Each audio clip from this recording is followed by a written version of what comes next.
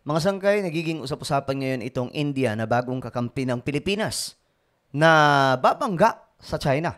Ang pang-apat mga sangkay na pinakamalakas na military sa buong mundo. Ngayon ang tanong dito, gaano nga ba kalakas mga sangkay itong India pagdating po sa military power? Yan po ang ating titingnan ngayon.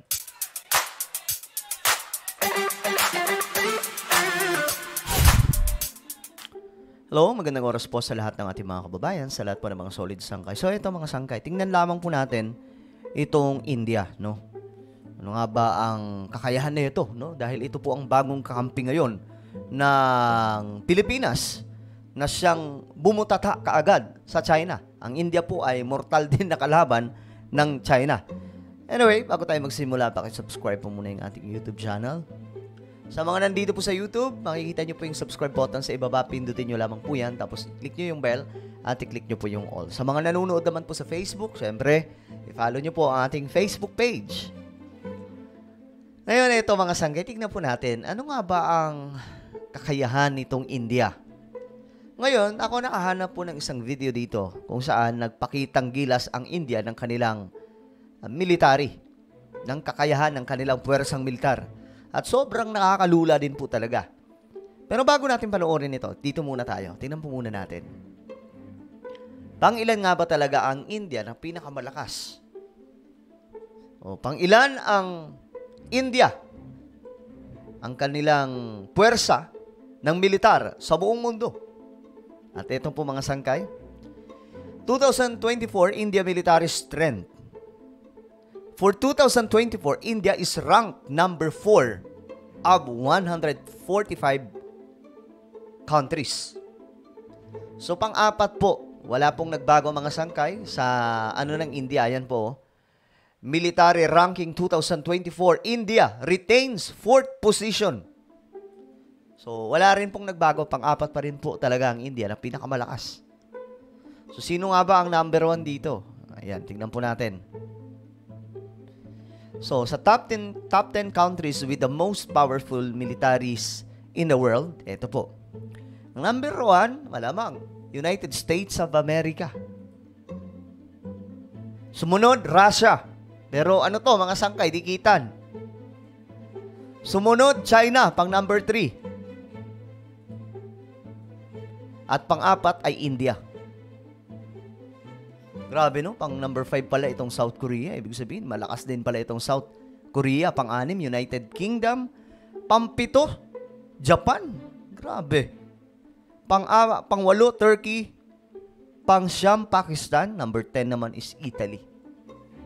Yan po yung pinakamalalakas.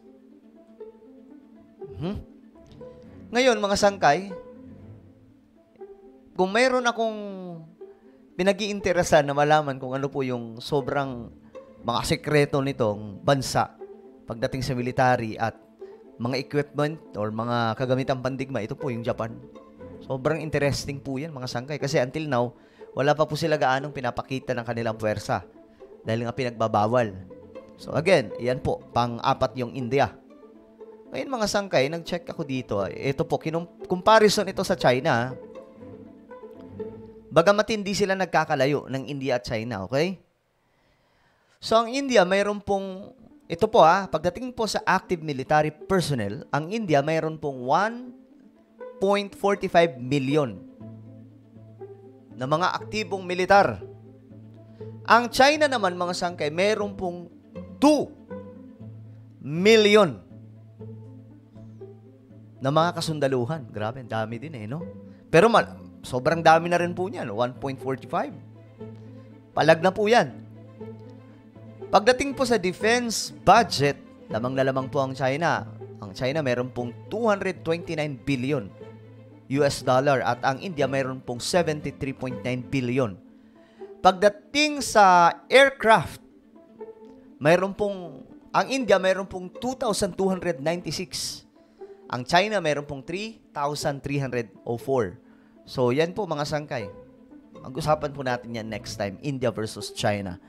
Pero, eto na nga, mga sangkay, balikan po natin itong, gaano nga ba kalakas itong India? Tingnan lang po natin yung military, nila. Power display. Ito. Nakita po natin ito mga sangkay. May mga parang ano rin po sila, yung sa China. Ayan o, may mga tinatawag silang military power display or hellmarks, kumbaga.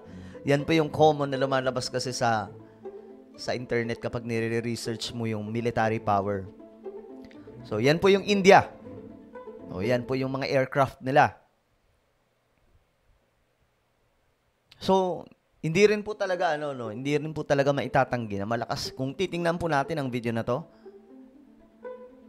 makikita po natin na napakalakas din talaga nitong India. Tanggalin lang natin itong ads. Ayan. So, ito po ay celebration ng 75th ng India. Ngayon, tignan po natin dito mismo sa kanilang mga, ayan, kanilang military power display. Gusto makita yung kanilang mga equipment, yung mga pandigma nila eh. Ito. Ayan, mga sangkay. Kasi dito, sa atin kasi, kapag nagganyan, parang common lang, 'di ba? Pero sa kanila, mga sangkay, ibang-iba po talaga, malayong-malayo po talaga. Kaya itong India, pumapalag po sa China kasi yung mga kagamitan nilang pandigma, talagang, din talaga, may palag sa China, hindi po yung mga pipitsugin. Ayan, oh. Tingnan nyo naman mga sangkay, oh. Mga babae ito. Grabe, no? Ito, mga babae ito, nagpakita ng kanilang kakayahan.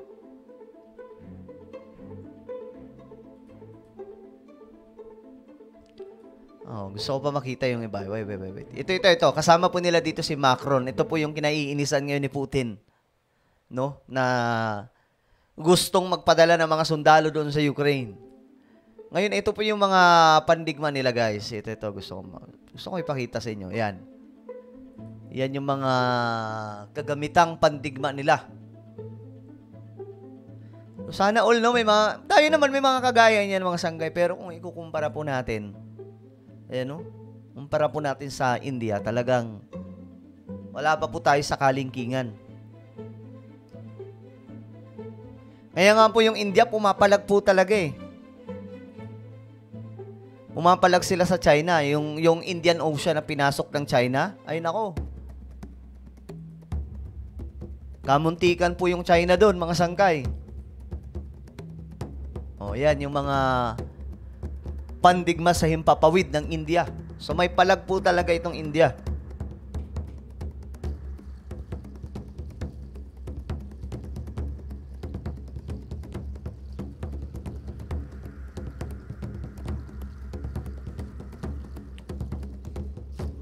Grabe, no? So sana all na lang muna tayo kasi tayo nagpapalakas pa po ng ating mga pandigma. Nag-ano pa lamang po tayo, may budget na po. Actually, matagal na po itong nasimulan, mga sangkay. Kung hindi ako nagkakamali, nasimulan na po ito during Duterte administration at ngayon pinagpapatuloy po ng ating pamahalaan.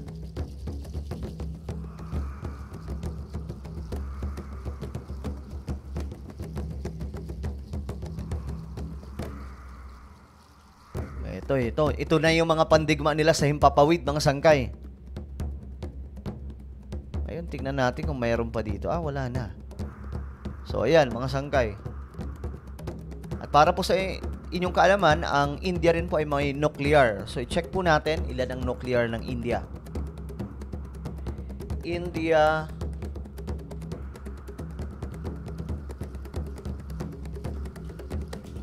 nuclear weapons. So, ang India, meron pong, ayan, mga sangkay, ito. Meron po silang 164 na nuclear. Pero, i-check pa po natin, double check natin dito.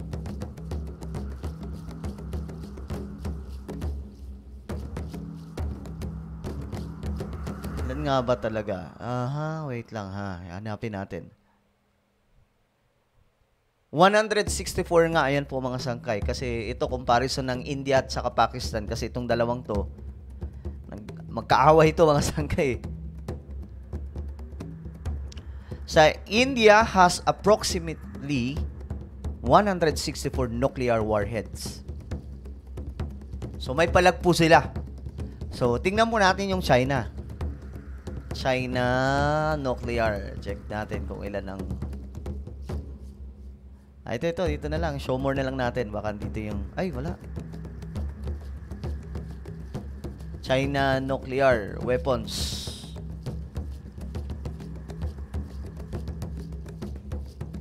Kung 164 yung sa India, ang China naman po mayroon pong mahigit 500 na active nuclear weapons. More than 500. Tama ba?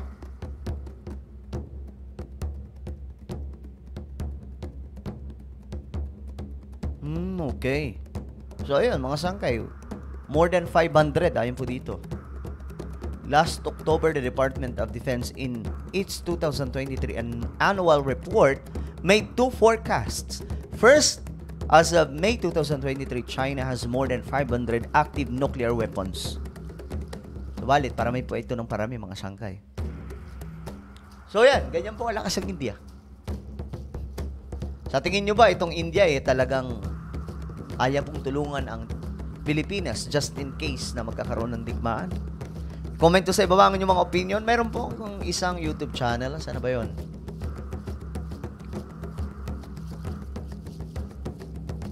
Sangkay Revelation. Ito. Ay na pala. Napakita ko na eh. So, ayan mga Sangkay Revelation. Hanapin nyo po ito sa YouTube. Tapos i-click nyo yung subscribe, i-click ang bell at i-click nyo po yung all. Okay? Kung ano pa yung magpapaalam, mag-iingat po ang lahat. God bless everyone.